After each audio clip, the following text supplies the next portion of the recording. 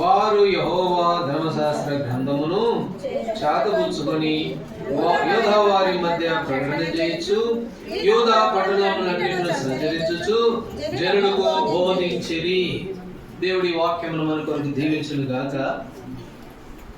ఇప్పుడు అమ్మయ్య అనుకుంటున్నారా?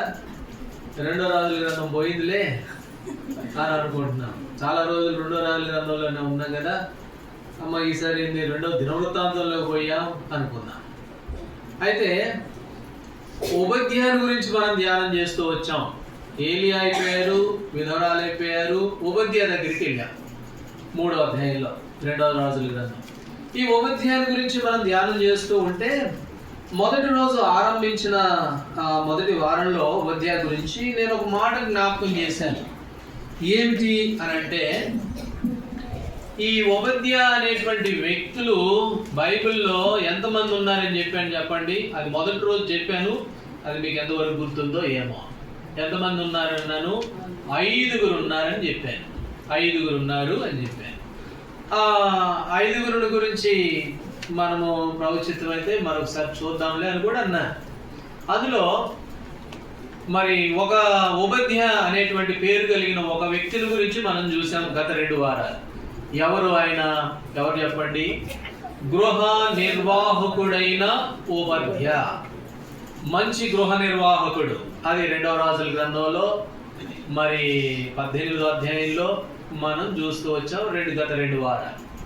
అయితే ఇక్కడ మరొక ఓబద్యా ఉన్నాడు. అయితే 9వ వచనంలో పేరే రాలేదు కదండి అని అంటామేమో మనం. అయితే 7వ వచనంలో ఆ మాట ఉంది, అది మనం చదవండి. 2వ దినవృత్తాంతముల గ్రంథం 17:7. తన ఏలుబడి యందు 3వ సంవత్సరమున యూదా పట్టణములో జనులకు ధర్మశాస్త్రం బోధించుటకై అతడు పెద్దలైన బెన్హయీను, ఓబద్యాను, జకర్యాను, నెతనేలును, పెద్దలైన కొంతమందిని దేవుడు అక్కడ రాజు ఏర్పాటు చేసుకుని, ఆ పెద్దలలో ఒక పెద్ద ఎవరు అని అంటే ఓబద్యా అనేటువంటి పేరు కలిగిన వ్యక్తి. అయితే 9వ వచనంలో వీళ్ళు ఏం చేశారు? యెహోవా ధర్మశాస్త్ర గ్రంథం చేతపట్టుకొని యూదా వారి మధ్యకి వెళ్ళి ప్రకటన చేసి సంచరించి జనులకు బోధించిరి. మొదటి ఓబద్యా ఏమో మంచి గృహ నిర్వాహకుడు ఆహాబు దగ్గర. అది గత 2 వారాలు మనం చూసాం. ఇక్కడున్న ఈ ఓబద్యా ఎవరు అంటే పెద్ద అయిన ఓబద్యా. ఇప్పుడు 2వ ఓబద్యా అన్నమాట. ఆయన 5 ఉన్నారు. 5లో 2వ వ్యక్తి ఎవరు అంటే పెద్ద అయినటువంటి ఓబద్యా. ఈ పెద్ద అయిన ఓబద్యా ఏం చేశాడట? దేవుని ధర్మశాస్త్ర గ్రంథమును చేతబట్టుకొని మరి యూదా వారి మధ్యకు ప్రకటన చేయడానికి వెళ్ళినట్లుగా మనం చూస్తాం. ఈ ఓబద్యాన్ని గురించి మొదటి తలంపుగా ఏమిటి అని అంటే పంపబడిన మనుషుడు, రాజు చేత పంపబడిన వాడు, పంపబడిన ఓబద్యా అనేది మొదటి తలంపులో మనం ఎందుకు పంపబడ్డాడు అని అంటే ఇదే 2వ దినవృత్తాంతముల గ్రంథం 15వ అధ్యాయము 3వ వచనం. నిజమైన దేవుడైనను ఉపదేశం చేయ యాజకులైనను ధర్మశాస్త్రమైనను చాలా దినములు ఇశ్రాయేలుకు లేకుండా. ఇప్పుడు ఇశ్రాయేలుకి సరైన వాక్యం లేదు, ఇశ్రాయేలుకి బోధకులు లేరు, ఇశ్రాయేలు జీవితంలో వాక్యము లేదు. అందుకని ఇప్పుడు కొంతమంది పెద్దల్ని ఏర్పాటు చేసుకుని వాళ్ళ మధ్యకు పంపించినట్లుగా చూస్తాం. ఈ ఓబద్యా ఎవరు అని అంటే పంపబడిన మనుషుడు. కాబట్టి ఎందుకు పంపబడ్డాడు అని అంటే ఇశ్రాయేలు మధ్యలో ఏం లేదంట, చాలా కాలము నుండి, చాలా దినముల నుండి ఇశ్రాయేలుకు వాక్యం లేదు. అందుకని ఆమోసు గ్రంథం 8వ అధ్యాయం 11వ వచనంలో రాబో దినములందు మీకు క్షామం పుట్టించును. అయితే అది అన్నపానములు లేకుండా వచ్చు క్షామం కాదు, యెహోవా మాట వినకపోవడం వలన వచ్చిన క్షామం. కరువు వస్తుందంట. ఒక ఆయన అన్నాడంట అప్పట్లో పాదు ఈ వాక్యం చెబుతూ, రాబో దినంలో మీకు క్షేమము పుట్టించును. అయితే అన్నపానం లేకుండా వచ్చే క్షేమం కాదు, క్షేమం కాదు, క్షామము అంటే కరువు. అయితే ఏ కరువు ఇది అంటే వాక్యము లేకపోవడం ద్వారా వచ్చిన కరువు. చాలా దినములు ఇశ్రాయేలు జీవితంలో ఏం లేదంటే వాక్యం లేదు. అందుకనే సమూయేలు కాలంలోకి వెళ్తే మొదటి సమూయేలు గ్రంథం 3వ అధ్యాయం మొదటి వచనంలో రాయబడింది, ఆ దినాల్లో దేవుని వాక్యము ప్రత్యక్షం అవుట అరుదు. తరచుగా జరగట్లేదంట, అరుదైపోయింది వాక్యం. కాబట్టి నాడు అరుదైపోయినటువంటి వాక్యం, కరువైనటువంటి వాక్యం, ఇశ్రాయేలు మధ్యలో ఏం లేదంట, ఇశ్రాయేలు మధ్యలో ధర్మశాస్త్రము లేకుండా పోయినటువంటి దినం. అయితే ఇలాంటి కాలంలో వాక్యము లేని పరిస్థితుల్లో ఇప్పుడు పెద్దలైనటువంటి ఓబద్య, ఒక బాధ్యత కలిగిన ఓబద్య ఏం చేస్తూ ఉన్నాడు, వారి మధ్యకి వెళ్ళినట్లుగా ఈ మొదటి విషయంలో మనం చూస్తాం. దేవుడు అన్నాడు, యెషయా గ్రంథం రండి 6వ అధ్యాయం, యెషయా గ్రంథం 6వ అధ్యాయము 8వ వచనం చదవండి. యెషయా గ్రంథం 6:8. అప్పుడు నేను ఎవరిని పంపెదను, మా నిమిత్తం ఎవడు పోనని ప్రభువు సెలవిగా వింటిని, అంతటా నేను చిత్తగించుము, నేనున్నాను, నన్ను పంపమనగా. ఏమనంటున్నాడు దేవుడు? ఏమంటున్నాడు? ఎవరు వెళ్తారండి మా విషయమై? ఎవరు వెళ్తారు, ఎవరు పోతారు అని అంటే, ఇప్పుడు ఇక్కడ అన్నాడు భక్తుడు, ప్రభువా నేనున్నాను, నన్ను పంపు, నేనున్నాను, నేను నీ పని నేను చేస్తాను, నేను వెళ్తాను, నేను ప్రకటిస్తాను. కాబట్టి పంపబడినటువంటి మనుషుడు. ఒక ఆయన అన్నాడు, మనమైతే ఏం చేస్తాము, మనమైతే ఏం చేస్తామంటే, మనము ప్రభా నాకు ఏమిస్తావు, నా సంగతి ఏంటి, రేషన్ కార్డు పోయింది ప్రభా, మరి బియ్యం రాలేదు ప్రభా, ఇల్లు లేదు ప్రభా, ఇది మనం అడుగుతాం కదా. అయితే ఒక ఆయన అన్నాడు నీకే నన్నేం చేయమంటావు ప్రభా అన్నాడు. మీకేం కావాలి చెప్పండి ప్రభా, నేను చేస్తాను అన్నాడు. ఎవరు చెప్పండి? ఎవరైనా ఒక చిన్న క్లూ ఇస్తాను. ఏంటంటే కళ్ళలో నుంచి పొరలు రాయాలని, ఆయనకి పొరలు రాయాలని.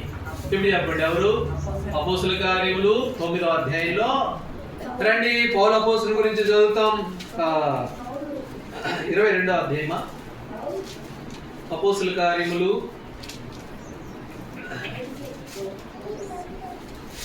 22వ చదవండి ఆ మాట. 22వ అధ్యాయము 10వ వచనం. 22:10 చదవండి. అప్పుడు నేను ప్రభువా నేను ఏమి చేయవలనని అడుగుగా, నీవు లేచి దమస్కునకు వెళ్ళు. నేనేం చేయాలి? నా నుంచి నువ్వేం కోరుకుంటున్నావు, నేనేం కావాలనుకుంటున్నావు, నేను అడగడం కాదు. ఇప్పుడు నేనేం చేయమంటారు? యెషయా గ్రంథంలో అదే చదువుకున్నాం. మా నిమిత్తం ఎవడు పోతాడు, మా కొరకు ఎవడు పనిచేస్తాడు, మా నిమిత్తం పోయే వాళ్ళు ఎవరు, ప్రకటన చేసే వాళ్ళు ఎవరు? ఇశ్రాయేలులో వాక్యం లేదు, ఇశ్రాయేలు కరువైపోయారు, వాక్యం తరచుగా అరుదైపోయింది. ఇప్పుడు వాళ్ళు బోధించడానికి ఎవరు పోతారు అంటే నేనున్నాను అనండి. పెద్దలైనటువంటి ఓబద్య పంపబడడానికి సిద్ధపడిన వాడు, దేవుని కొరకై పంపబడిన వాడు. పౌలు అపోస్తలుడు అంటున్నాడు, నన్నేం చేయమంటావు, నేనేం చేయాలి చెప్పు ప్రభా. కళ్ళలోంచి పొరలు రాలని కూర్చొని ఉన్నాడు, రక్షింపబడ్డాడు, రక్షణలోకి వచ్చాడు, ప్రభుని ఎరిగాడు. ప్రభుని ఎరిగిన తర్వాత ప్రభా నాకు మంచి ఇల్లు లేకుంటే అజ్జయ్ ఇజ్జే అన్నట్లా నన్నేం చేయమంటావు ప్రభా అని అన్నాడు. నేనేం కావాలనుకుంటున్నా, నీకేం కావాలి చెప్పు ప్రభా అన్నట్లుగా. కాబట్టి పంపబడిన మనుషుడు. ఇదే అపోస్తుల కార్యములు 2వ అధ్యాయం. అపోస్తుల కార్యములు 2వ అధ్యాయము 37వ వచనం చదవండి. 37. ఆ మాట విని నొచ్చుకొని మేమేమి చేతుమని పేతురును కడమ అపోస్తలుడును అడుగగా. కాబట్టి వాక్యం చెప్పారు వీళ్ళు. వాక్యం చెప్పగానే వీళ్ళు ఎవరిని అడుగుతున్నారు? అపోస్తలులను అడిగారు. ఇప్పుడు మేమేం చేయాలి? నిజమేనండి, మీరు వాక్యం చెప్పారు, మీరు పంపబడ్డారు, వాక్యం చెప్పారు, ఇప్పుడు మమ్మల్ని ఏం చేయమంటావని ఎవరిని అడిగారు చెప్పండి? అపోస్తలులను అడిగారు. అపోస్తలులు అంటే ఎవరు అని అంటే పంపబడిన వారు. ఒక జైలు అధికారి కత్తి తీసుకున్నాడు, పొడుచుకొని తెచ్చుకోవాలనుకున్నాడు. అపోస్తుల కార్యములు 16వ అధ్యాయంలో. అప్పుడు వాళ్ళు అన్నారు, ఏమన్నారు? ప్రభువైన యేసు క్రీస్తునందు విశ్వాసముంచు, అప్పుడు నీవు నీ ఇంటి వారు.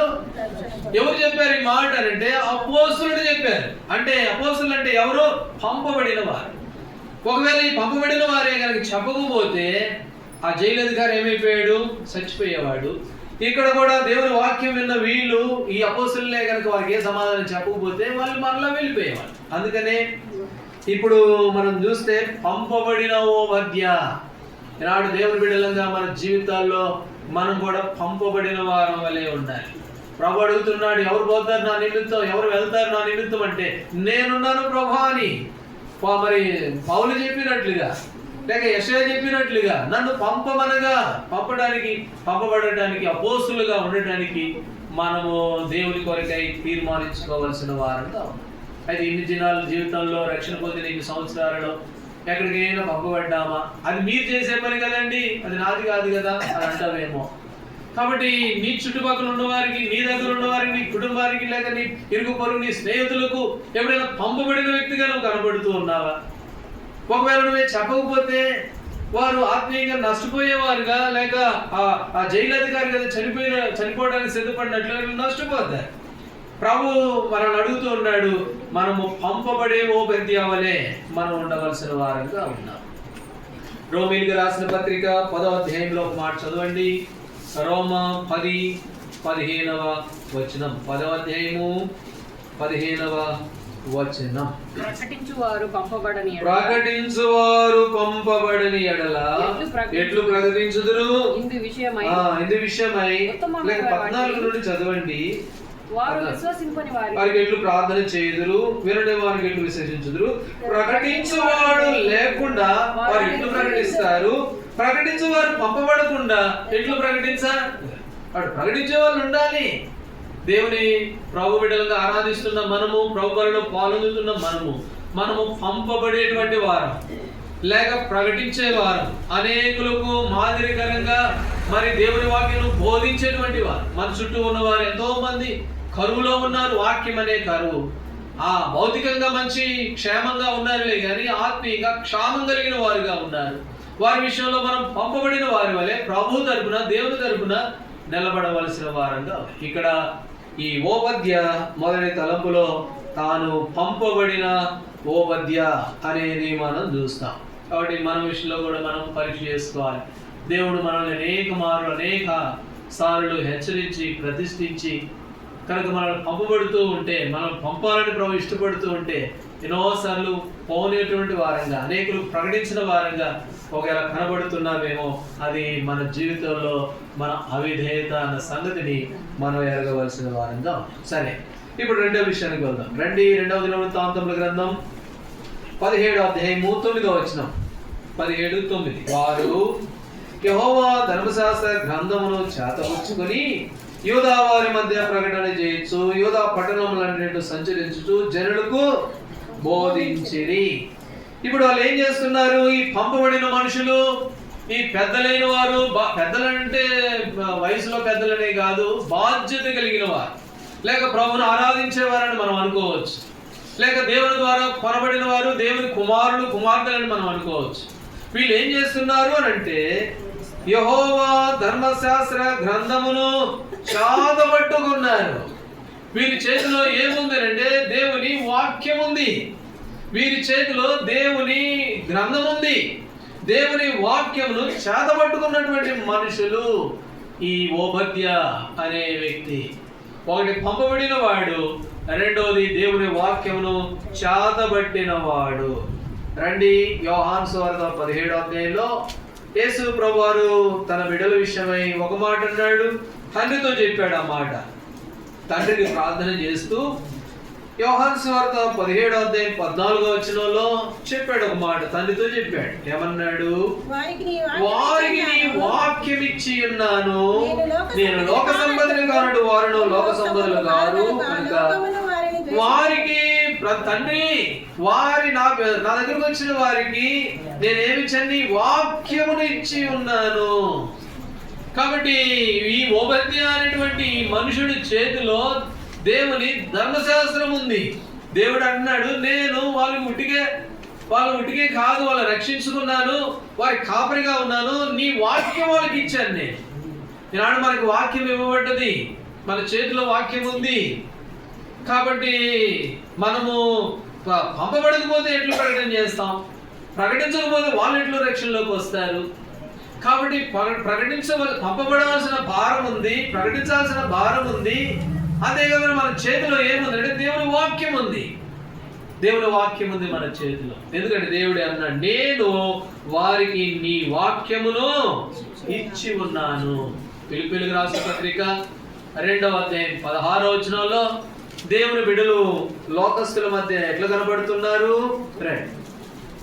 ఫిలిప్పీయులకు రాసిన పత్రిక 2వ అధ్యాయము 16వ వచనం, అట్టి జనము మధ్యను మీరు జీవవాక్యమును చేతబట్టుకుని లోకమందు జీవవాక్యమును ఏం చేశారంట? వాళ్ళు చేతబట్టుకున్నారు.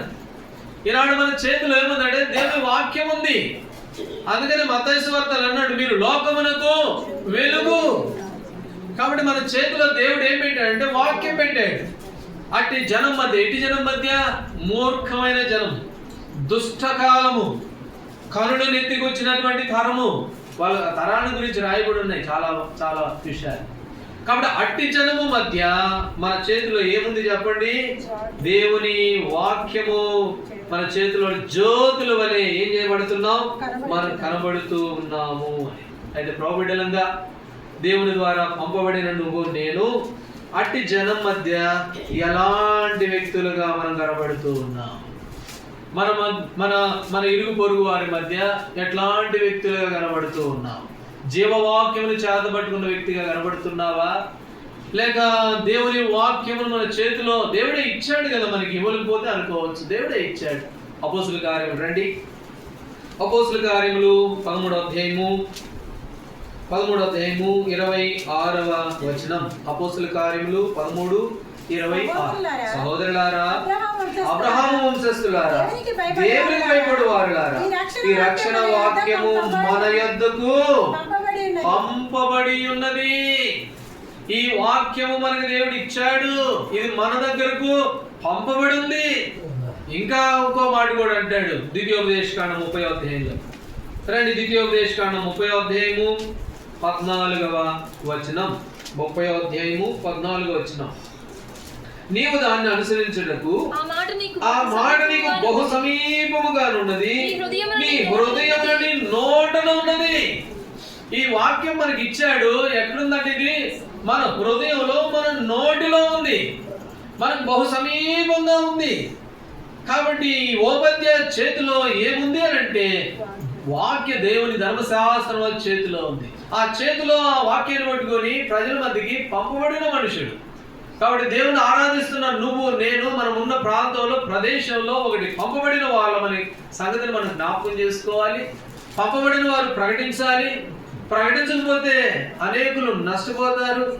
వారే కనుక అపోస్తుల కార్యం 16:31 వచనంలో ఆ భూకంపం వచ్చింది, జైలు అధికారి భయపడిపోయాడు, ఇంకా నాకు స్వామి అని అనుకున్నాడు, ఇక వాళ్ళ చేతిలో రావడం ఎందుకులే, నేను చచ్చిపోబోతుంటే వాళ్ళు చెప్పారు, అయ్యా యేసు ప్రభునందు విశ్వాసం ఉంచు, నువ్వు నీ ఇంటి వాళ్ళు రక్షింపబడతారని.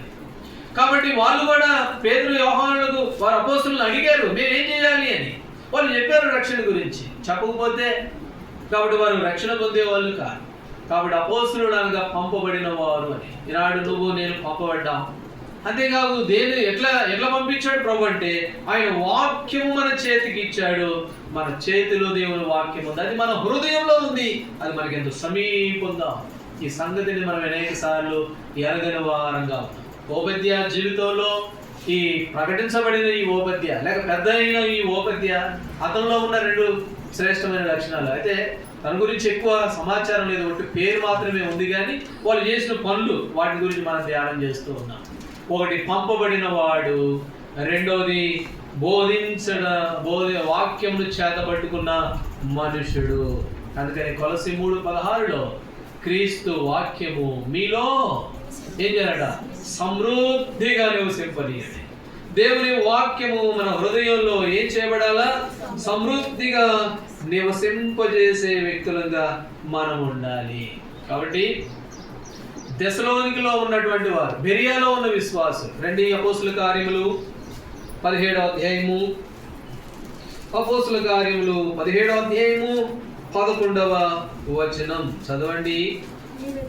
వీరు తెస్సలోనికలో ఉన్న వారి కంటే గనులయ్యుండిరి కనుక ఆసక్తితో వాక్యమును అంగీకరించి పౌలును సేవను చెప్పిన సంగతులు అలా ఉన్నవో లేవో అని ప్రతి దినము.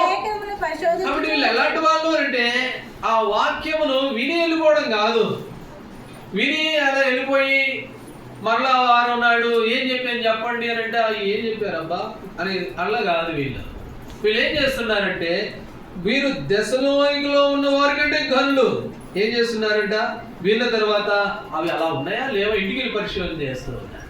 కాబట్టి దేవుని వాక్యమును అలాగ మనం మన హృదయంలో నింపుకునే వారంగాను, మరి ఆ వాక్యం మన చేతిలో పట్టుకున్న వ్యక్తులుగా మనం కనబడాలి. కాబట్టి ప్రభు బలిలో పాల్గొందుతూ ఉండగా మనం ఎలాంటి వ్యక్తులుగా ఉన్నాము. ఈ ఓబద్య, ఈ మనుషుడు ఒకటి పంపబడేటువంటి వ్యక్తి. పంపబడడం అంటే మౌనంగా ఉండడం కాదు, ప్రభా నీ కొరకు నేను ఏం చేయమంటావు అని అలా చేశాడు, ప్రకటించాడు.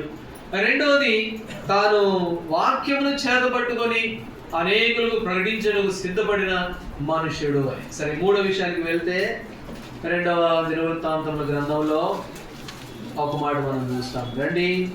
9వ వచనం, 2వ దినవృత్తాంతం 17:9. వారు యెహోవా శాస్త్ర గ్రంథం చేతపుచ్చుకొని యోధా వారి మధ్య ప్రకటన చేయొచ్చు, యోధా పట్టణంలో సంచరించచ్చు జనులకు.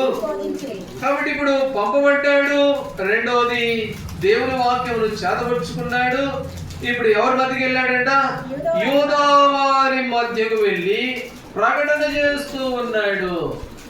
కాబట్టి పంపబట్టమే కాదు, దేవుని వాక్యం చేతపట్టుకున్నాడు, సమృద్ధిగా నింపుకున్నాడు హృదయంలో. అయితే మూడవదిగా తను ఏం చేస్తున్నాడంటే యూదా వారి మధ్యకు పంపబడినటువంటి మనుషుడు.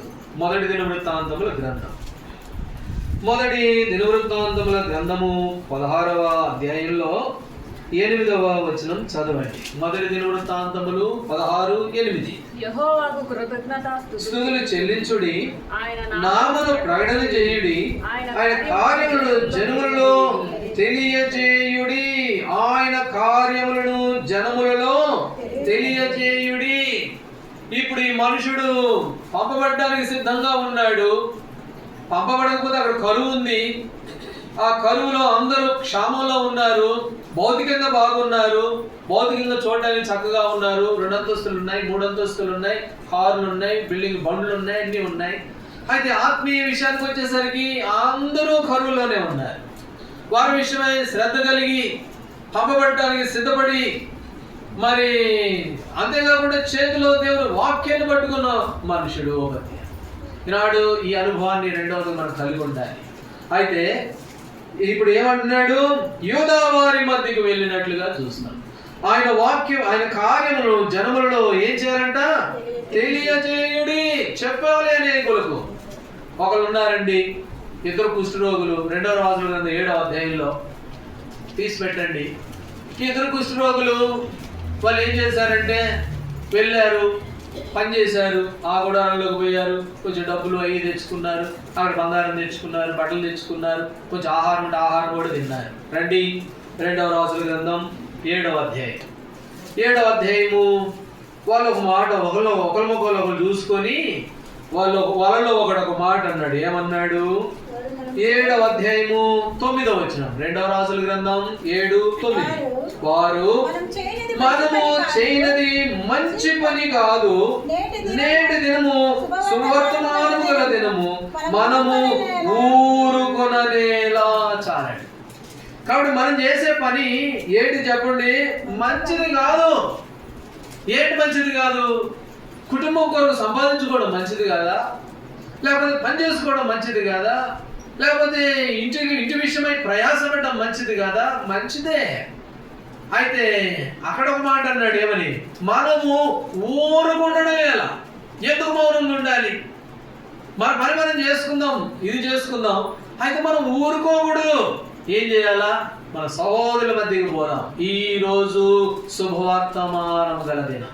ఇది చాలా మంచి రోజు. ఈ వార్త అనేకులు ప్రకటించాలి, ఈ వార్త అనేకులు తెలియపరచాలి. మన వరకే చూసుకోవడం ఇది మంచిది కాదు. కాబట్టి మనం పొందిన మేలు, మనం పొందిన ఆనందము, మనం పొందిన రక్షణ పోయి మన సహోదరులు తెలియపరుద్దాం. మనం ఎందుకు ఊరుకోవాలి? ఊరుకొన నేల. కాబట్టి ఈ మొదటి దినవృత్తాంతాల గ్రంథములో ఆయన కార్యములను జనములలో ఏం చేయాలంట? తెలియజేయుడి. అది మీరు చేస్తారండి, మా వల్ల ఏడవద్దు చెప్పండి. మేము ఎలా చేస్తాం చెప్పండి? పొద్దున్న లేచిన కాడి నుంచి ఎన్ని పనులు. 68వ కీర్తన రండి. కీర్తనల గ్రంథం 68వ అధ్యాయము 11వ వచనం. 68:11 ఇచ్చుచున్నాడు, దానిని ప్రకటించు స్త్రీలు గొప్ప సైన్యం. దానిని ప్రకటించే స్త్రీలు కాబట్టి పురుషులే కాదు, దానిని ప్రకటించు స్త్రీలు ఎలా ఉన్నారట? గొప్ప సైన్యం వలె ఉన్నారు. యోహాను సువార్త 4వ అధ్యాయంలో సమరయ స్త్రీ ప్రభు దగ్గరికి వచ్చింది, రక్షణ పొందింది.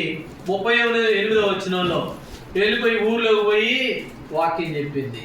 రండి చూడండి, నా పాపాలు క్షమించాడు, నాకు మారు మనసుని ఇచ్చాడు, నా జీవితం మార్చివేశాడు అని అన్నప్పుడు వాళ్ళు అన్నారు, తానిచ్చిన సాక్ష్యమును బట్టి దానిని ప్రకటించు స్త్రీలు ఎట్లున్నారట?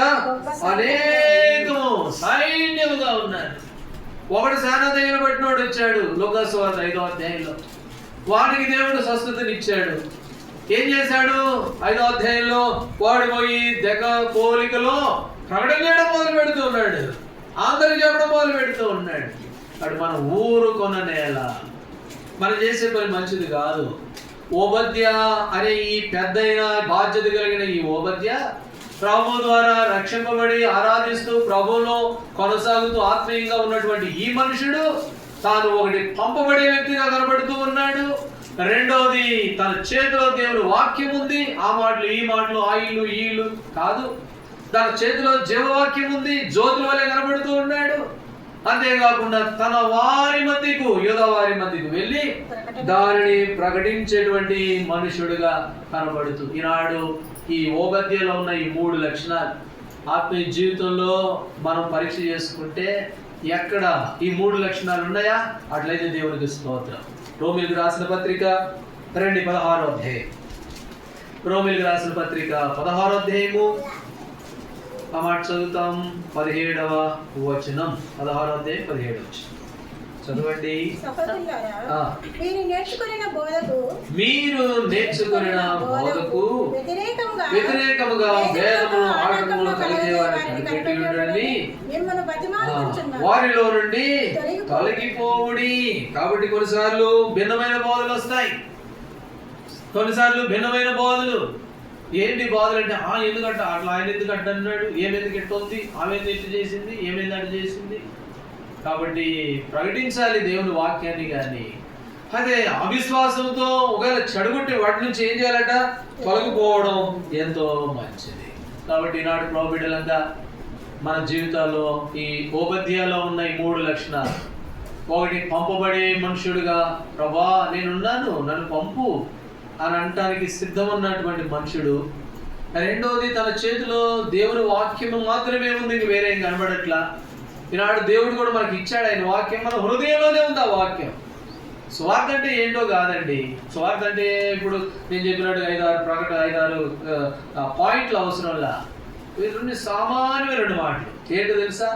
యేసు ప్రభువారు 2025 సంవత్సరాలు లోకానికి వచ్చాడు, పరిశుద్ధంగా జీవించాడు, నీ కొరకు నా కొరకు చనిపోయాడు. మనమైతే దుర్మార్గులు, దుష్టులో, మోసపోయిన వాళ్ళు, అలాంటి మన కొరకు చనిపోయాడు, తిరిగి లేచాడు, ఆయన పరలోకమందున్నాడు. ఇదే సువార్త.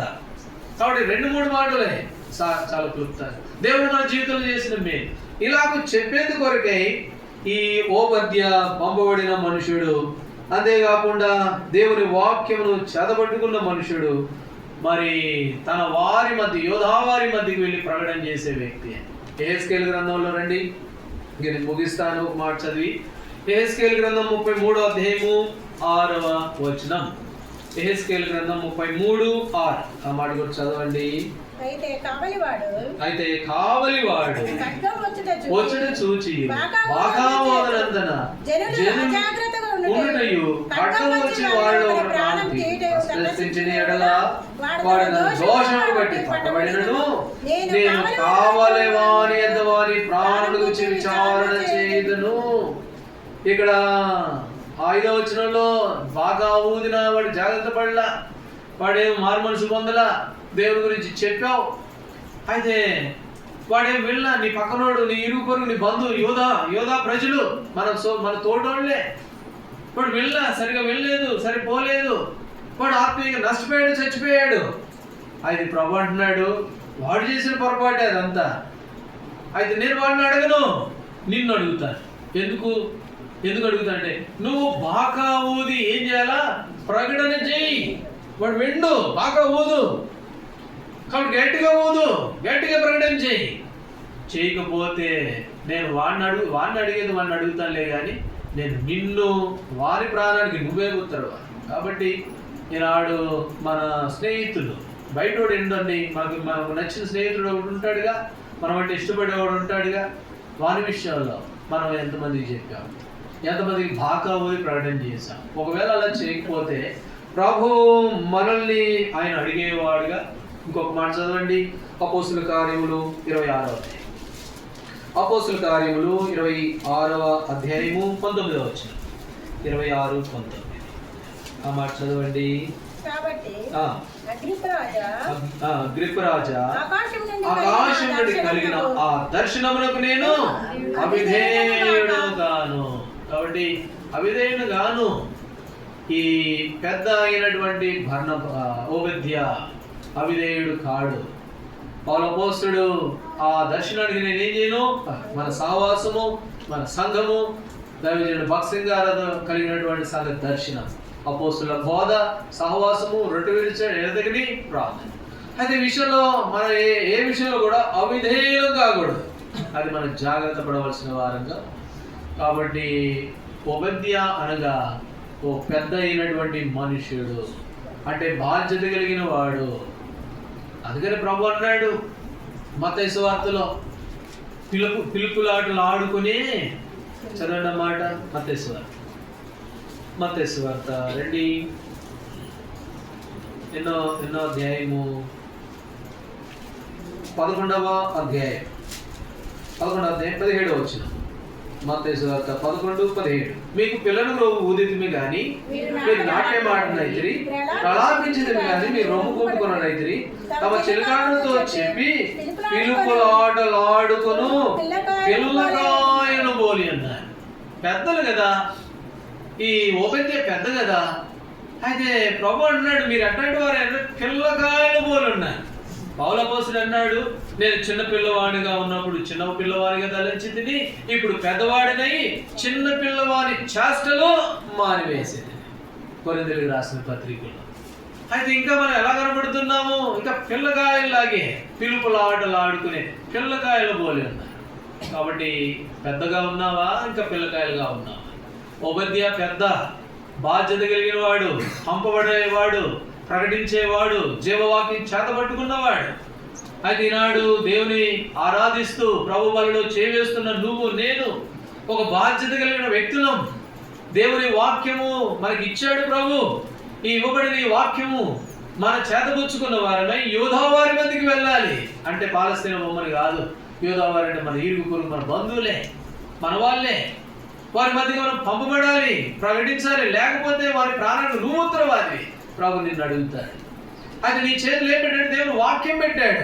ఇంకా పిల్లకాయలాగా పిలుపులాటలాడుకునే పిల్లకాయల వలె ఒకవేళ ఉన్నామేమో అది మనం జ్ఞాపకం చేసుకోవాలి. ప్రభా అలా ఉంటే నా దయతో క్షమించు. మనుషులతో చెప్పని అవసరంలా ప్రార్థించుకొని ప్రభువుతో చెప్పు, అవును ప్రభా ఇదిగో నా అవిధేయత, నేను ఇలా వ్యక్తిగా ఉన్న, పంపబడే వ్యక్తిగా కనబడట్లా. ఎన్నోసార్లు పంపాలని మీరు ఇష్టపడ్డారు, కానీ నేనే సిద్ధపడలే. వాస్తవంగా నేను ఉపత్యానే, నేను ఒక పెద్దనే, ఒక బాధ్యత కలిగిన వ్యక్తినే. దానిని ప్రకటించు స్త్రీలు అనేకములు ఉన్నారు. అయితే నేను నా వల్ల ఏమవుతులే, నేనేం చేస్తానులే అని చెప్పి నా మటుకు నేను మీకు మరి ఆ పని చేయలేని వ్యక్తిగా కనబడుతున్నా. దానికి నేనే ఉత్తరవాదిని అని ప్రభు దగ్గర క్షమాపణ పొంది ఈ ఓబద్య ఉన్న అతనుకున్నటువంటి ఆ పెద్ద అయిన ఓబద్యాకున్న ఆ శ్రేష్టమైన అనుభవాలను కలిగి మనము ప్రభువుని సంతోషపెట్టే వారంగా మారబడ్డాం. దేవుడు ఆ విధంగా మనకు సహాయపడుగా ప్రార్థన చేస్తాం.